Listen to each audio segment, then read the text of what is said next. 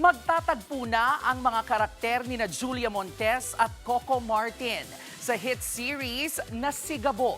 Ito na nga ba ang simula ng kanilang love story? Live mula sa sets sa serye sa Quezon City, nasa frontline ng balitang yan si MJ Marfori. MJ, nakapanood ka na ba ng ilang shoot ng eksena dyan? Nako, buong-buo na nga yung Friday ko, Jervy. Dahil nandito na naman tayo sa Ginito ang Lupa at kinikilig na nga tayo sa mga behind the scenes na nakikita natin. Pero eto na, ayoko nang bitinin kayo pa. Nandito kasama ko live na live ngayon si Gabo at si Sam, Coco Martin and Julia Montes. Thank you so much. Good evening po sa inyong lahat. Sa buong Pilipinas, good evening po. Nakita nyo ba parang background namin, yung bahay? Ano to? Pa-home tour na po ba? Nako, malalaman natin kung paano mangyayari kay Gabo at kay Sam. Kasi biruin nyo, di ba, magkaaway kami, naghahanapan kami sa isa't isa, tapos ngayon magkasama sa bahay. Ano yung mga mangyayari Oh doon? my God. Favorite ko pa naman tong trope na to, enemies to lovers ba? Yan, malalaman natin. Oo. Actually, nakakagulat dito kasi si Sam, mapupunta na sa Ginito ang Lupa. Sa mundo namin. Kaya doon na iikot ngayon yung kwento. Kaya yung mga pinangako namin sa mga tao, yung romance, comedy, dito Eto na na papasok yun. May tanong ako kay Gabo. Saan siya mas nahihirapan? Sa mga kalaban niya o sa nararamdaman niya para kay Sam? Yan na. Sa tingin ko sa nararamdaman niya para kay Sam. Ah, Kasi syempre, maraming ikot eh. Unang-una magkaaway kami.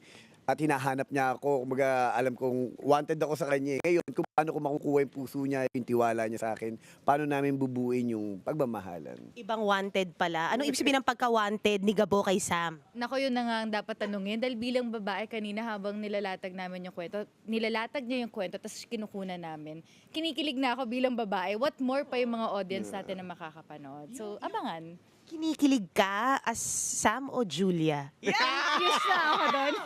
Na-confused na ako doon. Kasi gaya na lagi ko sinasabi, pag naglalatag siya ng kwento, napapatulala ako. Tapos na-amaze talaga ako sa talent niya, sa gift na meron siya. Grabe. Pero with this, ano yung, syempre, parang narinig ko kanina ready naman sa training si Sam. May action pa rin ba kami makikita from the end of Gabo and Sam? Nako, sabi ko naman, mula umpisa hanggang dulo, hindi namin kayo bibiguin sa aksyon. Ngayon naman, sa panibagong yugto, papasok na tayo, sabi ko nga, sa buhay ng pag-iibigan o ng pamilya nila Gabo at nila Sam. Ito na yung core ng kwento.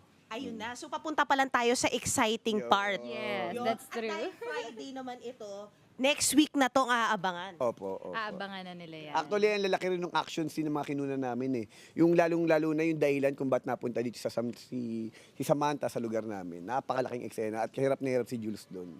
Medyo ibubulong pa lang natin, medyo embargo pa kung paanong eksena yun. Pero anong paghahanda mo doon, Julia? Naku, from the very start, kasi bago pa lang talaga ako pumasok dito sa Sigabot, pinag-train na ako ng boss ko talaga eh. Siyempre, di tayo po pwedeng mapahiya. Pero bukod doon, nakatutok talaga rin siya sa lahat ng mga gagawin, lahat ng mga eksena, tamang posisyon, tamang paghawak. So lahat yun talagang tinuro niya. Kasi sabi ko naman, di ba, pagdating sa action kasi, ang kakibat kasi niya yung disgrasya.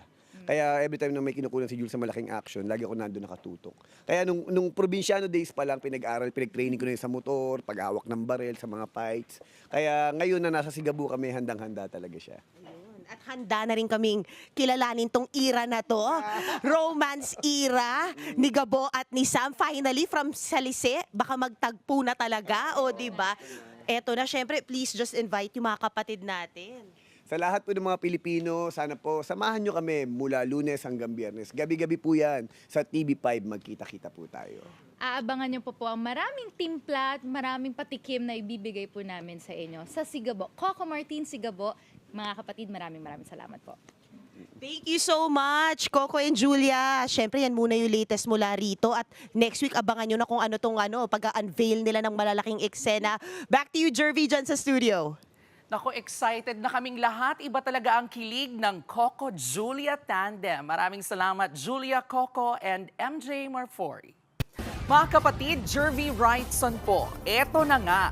Para sa latest showbiz news at iba pang K-alaman, mag-follow at mag-subscribe na sa social media pages ng News 5.